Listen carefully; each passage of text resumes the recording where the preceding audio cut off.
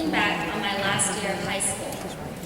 Even before I entered my senior year, the number one thing anybody who had graduated high school before said to me was, "Enjoy every minute of it, it goes by so fast." But in the heat of the school year, when I had tested 5 different subjects in one day, or had hours of homework plus an after-school activity, I was not buying the whole high school goes by fast.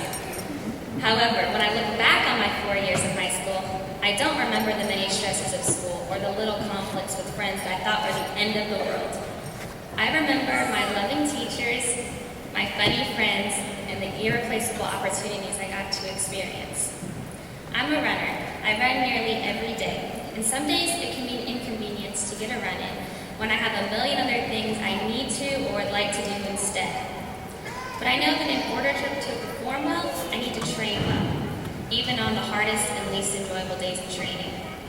When I look back on those days, though, I don't remember the runs I did, but I remember the memories with my family and friends, and the cherished conversations I got to have with my dad within the runs.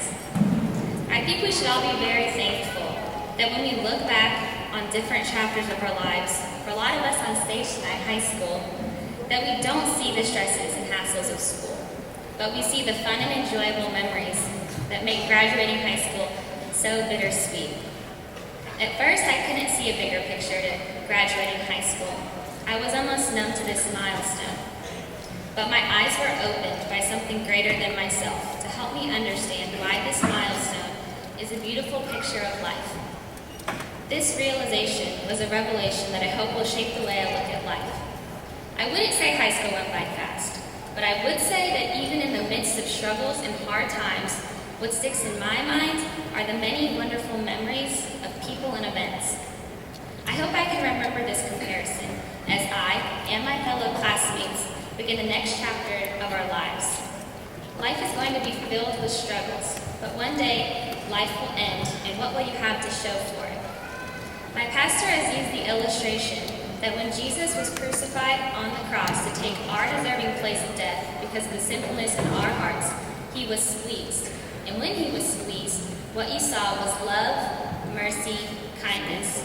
When we go through life, I can only hope and pray that when I am overcome by a difficult situation and am squeezed, that what comes out of me are positive qualities that I know I have lacked in high school. I hope that what we take from high school is not only the academic side, but also the emotional side that we were able to achieve, or in my case, have to learn from. Even though I didn't always handle the stresses of the school correctly, I'm still thankful for the lesson that was revealed to me as I wrote this speech. Sometimes it isn't until you sit down and start writing that truth can be revealed to you. And I'm glad that I have the opportunity to share this truth that's not from my own understanding to the audience and my fellow classmates who I've spent so much of my life with. It has been quite the adventure, but I'm sure the next person is going to tell us that the next chapters of our lives will go by so fast. So enjoy and make the best of it.